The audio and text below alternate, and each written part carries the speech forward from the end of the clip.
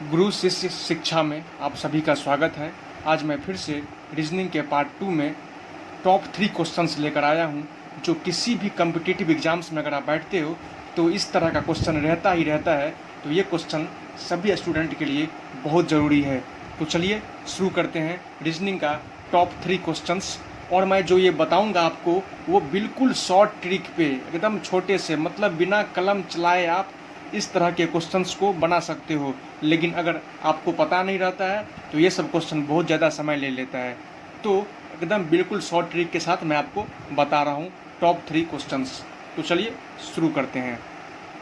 Question है, यदि ए का अर्थ प्लस, एट द रेट का अर्थ इनटू, एंड का अर्थ डिवाइड और भी का अर्थ माइनस है, तो 7 एट द रेट 2 भी 135 and 5 at the rate 3 and 9a1 का मान ज्ञात करें। तो स्टूडेंट करने क्या लगते हैं, तो पहले ये पढ़ने लगते हैं। ए का अर्थ है डिवाइड, एट द रेट का अर्थ है मल्टीप्लाई, एंड का अर्थ है डिवाइड और भी का अर्थ है माइनस। फिर इस पर जाके सबको फिट करने लगते हैं, बैठाने लगते हैं। और फिर दूसरे तरह का स्टूडेंट, कुछ ऐसे स्टूडेंट भी होते हैं, वो क्या करने लगते हैं, तो सभी के जगह वैल्यू पुट करने लगते हैं। जैसे ऐट द रेट हो गया तो ऐट द रेट ढूंढने लगते हैं, यहाँ मल्टीप्लाई दिया गया मल्टीप्लाई। फिर क्या कर देखते हैं एंड, फिर एंड के लिए ढूंढने लग जाते हैं जो एंड का है। तो ऐसे नहीं करना है हमें, बस कुछ भी नहीं करना है इसमें। बस देखो कैसे करना है आपको। क्या ये क्वेश्चन है हमारा, बस क्या करना है ना, सबके जगह सब चीज़ को लिखते जाना है। 7 एट द रेट क्या है हमारा, देख लो, एट द रेट का इनटू, चलो इनटू लिख लो। 2 भी का अर्थ क्या है हमारा, भी का अर्थ है माइनस, चलो माइनस लिख लो 135। एंड का अर्थ क्या है हमारा, देख लो डिवाइड, चलो डिवाइड लिख लो 5। एट द रेट का अर्थ क्या है हमारा, इनटू, चलो इनटू लिख लो 3। एंड का अर्थ क्या है हमारा, एंड का अर्थ देख लो डिवाइड हो गया 9। ए का अर्थ क्या है हमारा, ए का अर्थ है प्लस, चलो प्लस लिख लो। बस जो जहाँ दिया है उसको कुछ भी हिलाने की जरूरत नहीं है जगह से। बस जैसे क्वेश्चन है बस उसको वैसे ही लिख लेना है और सब के जगह वैल्यू पुट करते जाना है। अब देख लो आप, बोर्ड मास के नियम के अनुसार तो आपको पता ही है, पहले ब्रैकेट करना होता है, फिर ऑफ, फिर डिवाइड, फिर मल्टीप्लाई, फिर ऐड, फिर सब्ट्रैक्ट। तो 7 इंटू 2 माइनस, क्योंकि आप डायरेक्ट भी कर सकते हो, लेकिन कैलकुलेशन हमेशा अगर प्रोसेस के साथ करोगे ना तो कभी भी आपको गलती होने की थोड़ी भी गुंजाइश नहीं रहेगी। तो 7 इंटू 2 माइनस 135 डिवाइड 5 करोगे तो आपका क्या आ जाएगा, आपका 27 आ जाएगा। इंटू 3 डिवाइड 9 करोगे तो आपका क्या आ जाएगा, 1/3 आ जाएगा, प्लस 1। अब 7 इंटू 2 कितना हो गया आपका, 14 हो गया, माइनस 3 9 जा कट गया, ये 9 1 जा 9 हो गया, प्लस 1। अब देख लो 14 प्लस 1 कितना हो गया, 15। 15 माइनस 9 बराबर क्या हो गया, 6। मतलब आपका 6 क्या हो गया आंसर। मतलब आपका ऑप्शन कौन सा सही है, ऑप्शन सी आपका सही है। तो कुछ भी नहीं करना था हमें, बस जो क्वेश्चन है उसे लिखने की भी जरूरत नहीं थी, बस हमें सब जगह वैल्यू पुट करते जाना है। 7 एट द रेट क्या है हमारा, एट द रेट है इंटू लगा दो, बस लिखते जाओ, सारे को ढूंढो मत किसका अर्थ क्या है, किसका अर्थ क्या दिया गया है, ये सब चीज़ मत ढूंढो, बस डायरेक्ट ऐसे लिखते जाओ और आंसर निकाल लो। ठीक है, तो चलिए बढ़ते हैं नेक्स्ट क्वेश्चन के तरफ। नेक्स्ट क्वेश्चन है हमारा, ये क्वेश्चन बार बार एग्जाम में पूछा जाता है, सभी तरह के कंपटीशन के एग्जाम में, रेलवे हो चाहे एसएससी हो, चाहे किसी भी कम्पिटिटिव एग्जाम्स में बैठते हैं तो इस तरह क्वेश्चन बार बार पूछा जाता है। तो क्या होता है, तो बहुत सारे स्टूडेंट इस क्वेश्चन में क्या करते हैं, तो गलत कर देते हैं, और कुछ तो बनाते भी हैं तो बहुत ज़्यादा समय लगता है। लेकिन इससे बस हम एक शॉर्ट ट्रिक पे इस तरह के क्वेश्चन को बना लेंगे, हमें कुछ भी करने की ज़रूरत नहीं है, बस आप देखते जाओ। कथन है हमारा, कुछ डॉक्टर रोगी हैं, और कथन भी है हमारा, कुछ रोगी ईमानदार हैं। और इसी कथन का निष्कर्ष दिया गया है हमारा, निष्कर्ष फर्स्ट है हमारा, कुछ डॉक्टर ईमानदार हैं, और सेकंड निष्कर्ष है, सभी रोगी डॉक्टर हैं। तो ऑप्शन आपका ए बी सी डी है। ऑप्शन ए में है केवल निष्कर्ष एक अनुसरण करता है, बी में है केवल निष्कर्ष 2 अनुसरण करता है, सी में है 1 और 2 दोनों अनुसरण करता है, और डी में है 1 और 2 दोनों अनुसरण नहीं करता है। तो बस आप एक फिगर बना के इस तरह के क्वेश्चन को बना सकते हैं। क्वेश्चन क्या है, कुछ डॉक्टर रोगी हैं, यानी कि हम क्या किए, ये हमारा हो गया डॉक्टर, इसको लिख लो आप डॉक्टर, ठीक है, ये डॉक्टर हो गया। बोल रहे कुछ डॉक्टर रोगी है, मतलब सब डॉक्टर रोगी नहीं है, लेकिन कुछ डॉक्टर रोगी है। जो हमारा कथन दिया रहेगा बस उसको हम लिख लेंगे। क्या है, कुछ डॉक्टर रोगी है, तो कुछ ही डॉक्टर रोगी है भाई, तो कुछ ही डॉक्टर बस रोगी है, इसको लिख लो आप रोगी। और क्या है, कुछ रोगी ईमानदार है, सब रोगी ईमानदार नहीं है, कुछ रोगी, तो इसमें से भी थोड़ा सा आप ले लो पार्ट। ये क्या है आपका, ईमानदार हो गया, ठीक है ना। मतलब कुछ डॉक्टर रोगी है, ठीक है, कुछ रोगी ईमानदार है। तो निष्कर्ष क्या हमारा, कुछ डॉक्टर ईमानदार हैं। अब देख लो, कुछ डॉक्टर ईमानदार हैं, डॉक्टर इधर है और ईमानदार इधर है। इस सर्कल से, ईमानदार वाले सर्कल का कोई लेना देना नहीं है। तो पहला निष्कर्ष हमारा क्या हो गया, गलत हो गया, ठीक है ना। अब निष्कर्ष 2 पे चलते हैं।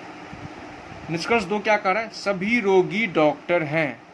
अब देख लो, सभी रोगी डॉक्टर हैं, ये डॉक्टर हो गया, ये रोगी हो गया। रोगी कितना है, देख लो सर्कल का थोड़ा सा ही पार्ट लिया हुआ है, तो हमें दोबारा पढ़ने की जरूरत भी नहीं है।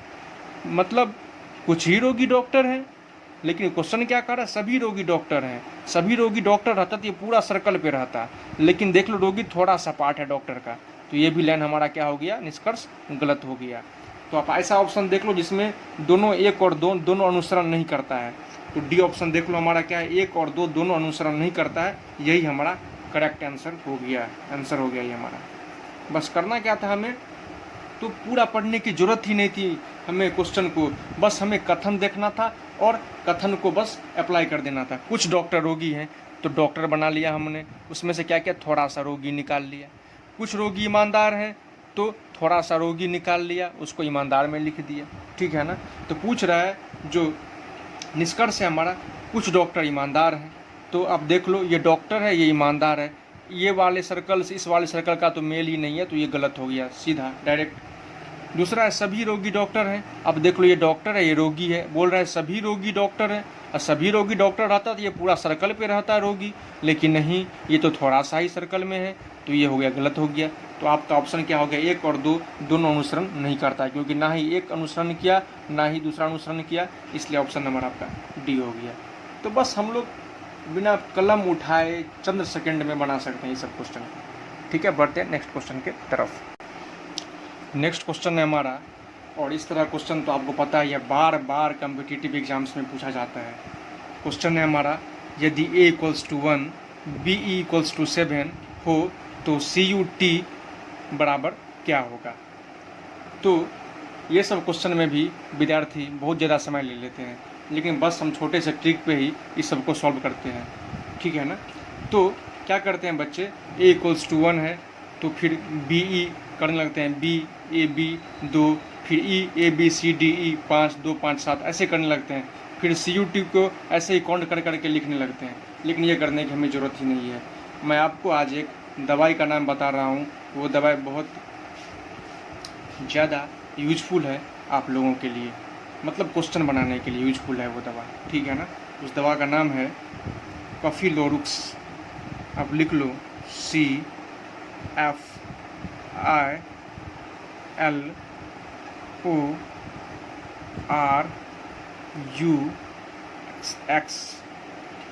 तो ये कफिलोरुक्स पे क्या है ना, आप एक चीज़ देखना, प्रत्येक के बीच का डिफरेंस 3 है। 3, ये 3 पे आता है ना, C 3 पे आता है, फिर F 6 9 12 15 18 21 24। और आपको तो पता ही है इंग्लिश अल्फ़ाबेट में टोटल 26 लेटर्स होते हैं, तो इसमें तो कोई कन्फ्यूज़न नहीं है आपको। लेकिन कफिलोरुक्स में आप उसी तरह से बैठा लो 3 6 9 12 15 18 21 24, मतलब प्रत्येक के बीच में देख लो ना आप 3 का डिफरेंस है, 6 में से 3 गया 3, 9 में से 6 गया 3, तो प्रत्येक के बीच में 3 का ही डिफरेंस है। तो बस ये अगर हमें याद रहेगा दवाई ना कफिलोरुक्स, तो इस पर सारा इस तरह का क्वेश्चन बन जाएगा, हमें कोई टेंशन लेने की ज़रूरत नहीं है। अब देख लो क्वेश्चन में क्या करा, a = 1 है, b = 7 है, मतलब अल्फ़ाबेटिकल ऑर्डर पे क्या किया है, सबको ऐड कर दिया है, क्योंकि ए 1 पे आता है तो बी आता है 2 पे और ई आता है 5 पे, तो 2 + 5 = 7। तो इसी तरह CUT को हमें ऐड करके लिखना पड़ेगा। C कितने पे आता है, U कितने पे आता है और T कितने पे आता है, हमें ऐड करके लिखना पड़ेगा। तो देख लो अब क्लियर है, C कितने पे आ गया 3 पे, U कितने पे है 21 पे, और T के लिए आप बोलोगे इस फॉर्मूला में तो T है ही नहीं, तो इतना तो आप आसानी से कर सकते हो ना, जब आपको याद रहे R जब 18 पे है तो S कितने पे 19 पे, T कितने पे तो 20 पे, तो T हो गया आपका 20 पे। ठीक है ना। अगर मान ले आपसे अगर M पूछ दे एग्जाम में, आपको L तो पता ही रहेगा, L 12 है, तो L के बाद क्या आता है M आता है, तो M कितने पे हो गया आपका 13 पे हो गया। N पूछ दे तो N कितने पे है, तो N जो है M के बाद आता है, तो L 12 M 13, तो N हो गया 14 हो गया। तो इस तरह से आप सारा कुछ कर सकते हो इसी कंसेप्ट के साथ। तो अब क्या करना है आपको, CUT पूछ रहा था, हमारा C भी निकल गया, U भी निकल चुका है, और R 18 पे है तो T 20 पे है, स्वाभाविक है। तो सबको जोड़ लो आप, तो 21 + 3 कितना हो गया 24, और 24 + 20 कितना हो गया आपका 44। हमारा ये आंसर हो गया। कुछ भी करने की ज़रूरत ही नहीं थी हमें बस काफ़ी लोडुक्स याद करना था, और इस पे जो भी CUT रहे, या मान लो कभी ऐसा हो जो EAR दे दे कुछ भी, तो इस तरह से आप निकाल सकते हो बिल्कुल चंद सेकंड में। तो मुझे आप लोग से एक चीज़ कहना है लास्ट में, जो आप लोग मेरे चैनल को सब्सक्राइब कीजिए और बेल आइकन पर क्लिक करना मत भूलिए। इस तरह का वीडियो आप देखना चाहते हैं तो मेरे चैनल को सब्सक्राइब कीजिए। हम फिर से मिलते हैं नेक्स्ट वीडियोज़ के साथ। ठीक है, जय हिंद, धन्यवाद।